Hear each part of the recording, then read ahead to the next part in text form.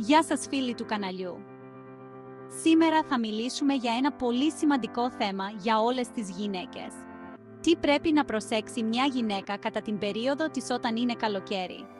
Πώς μπορούμε να βελτιώσουμε τη διατροφή, την άσκηση, άλλες δραστηριότητες και συνήθειες μας κατά τη διάρκεια της εμήνου ρύσης για να μειώσουμε τις επιπτώσεις και να ανακουφίσουμε τα συμπτώματα.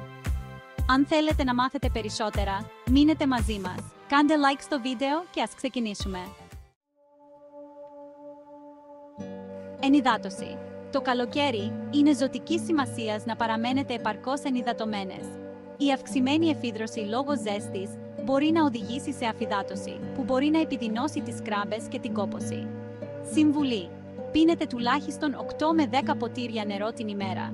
Προσθέστε δροσερά ροφήματα όπως νερό με λεμόνι, τσάι μέντας ή δροσερές φρουτοσαλάτες. Ελαφριά ρούχα. Η ζέστη μπορεί να κάνει τη χρήση προστατευτικών προϊόντων, όπως σερβιέτες και ταμπών, λιγότερο άνετη. Επιλέγοντας ελαφριά και αναπνεύσιμα ρούχα, μπορεί να μειώσει την ενόχληση. Συμβουλή: προτιμήστε βαμβακερά και λινά ρούχα που επιτρέπουν στο δέρμα να αναπνέει. Αποφύγετε τα στενά ρούχα που μπορεί να προκαλέσουν ερεθισμούς. Κατάλληλα προϊόντα υγιεινής. Σκεφτείτε να χρησιμοποιήσετε προϊόντα που προσφέρουν μεγαλύτερη άνεση και προστασία κατά τη διάρκεια του καλοκαιριού. Συμβουλή: επιλέξτε σερβιέτες και ταμπών που είναι ειδικά σχεδιασμένα για ευαίσθητο δέρμα. Οι εναλλακτικές λύσεις, όπως το αιμινοροϊκό κύπελο ή τα επαναχρησιμοποιούμενα προϊόντα υγιεινής, μπορεί να είναι επίσης πιο άνετα για μερικές γυναίκες. Αποφυγή υπερθέρμανσης. Η υπερβολική ζέστη μπορεί να επιδεινώσει την αίσθηση της δυσφορίας και της κόπωσης.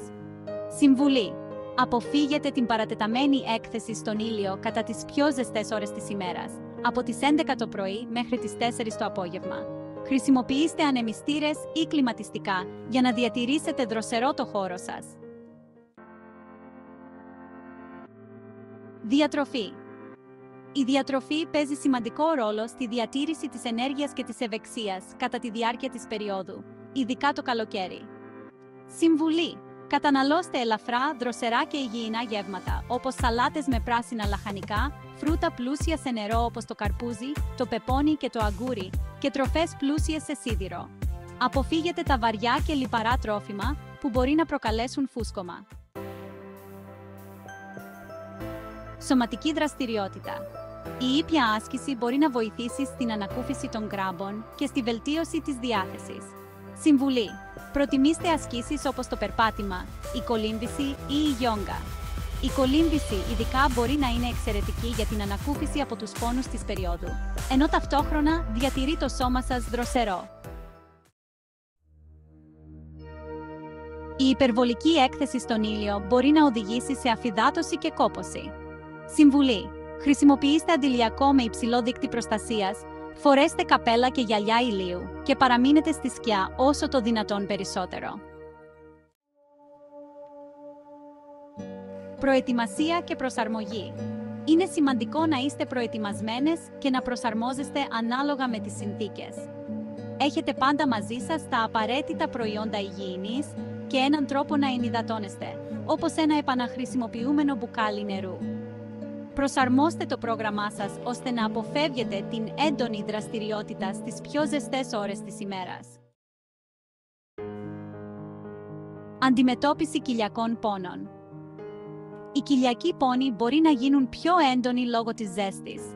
Χρησιμοποιήστε ζεστές κομπρέσες στην κοιλιακή περιοχή ή δοκιμάστε ένα χαλαρωτικό μπάνιο.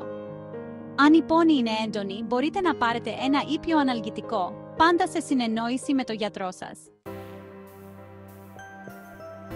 Ψυχολογική υποστήριξη.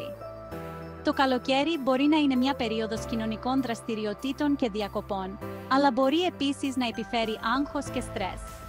Μιλήστε με φίλους ή οικογένεια αν αισθάνεστε διασμές. Οι στιγμές χαλάρωσης και η κοινωνική υποστήριξη μπορούν να βοηθήσουν στη διατήρηση της ψυχολογικής ισορροπίας. Ελπίζω να βρήκατε χρήσιμες αυτές τις συμβουλές για τη διατροφή κατά την περίοδο της γυναίκας. Αν σας άρεσε το βίντεο, μην ξεχάσετε να κάνετε like και να εγγραφείτε στο κανάλι μας για περισσότερα θέματα υγείας. Πείτε μας στα σχόλια ποιες είναι οι δικές σας συμβουλές για την ανακούφιση των συμπτωμάτων της περίοδου.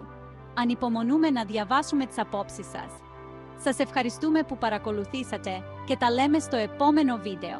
Η άσκηση είναι επίσης πολύ σημαντική για την ανακούφιση των συμπτωμάτων της περίοδου. Ήπιας μορφής άσκηση, όπως το περπάτημα ή η γιόγκα, μπορεί να βοηθήσει στη βελτίωση της διάθεσης και στη μείωση του πόνου. Η άσκηση αυξάνει την κυκλοφορία του αίματος και την παραγωγή ενδορφινών, που είναι οι φυσικές αναλγητικές ουσίες του σώματος. Τέλος, η τήρηση μιας ισορροπημένης διατροφής, πλούσια σε θρεπτικά συστατικά, και η αποφυγή τροφών που μπορούν να επιδεινώσουν τα συμπτώματα, μπορούν να κάνουν σημαντική διαφορά στην ποιότητα ζωής κατά την περίοδο της γυναίκας. Θυμηθείτε να καταναλώνετε μικρά και συχνά γεύματα για να διατηρείτε σταθερά τα επίπεδα ενέργειας και να αποφεύγετε τα μεγάλα διαστήματα χωρίς τροφή.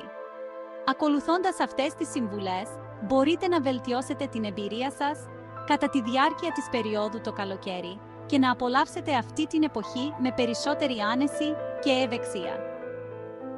Ελπίζω να βρήκατε χρήσιμες αυτές τις συμβουλές για τη διατροφή κατά την περίοδο της γυναίκας.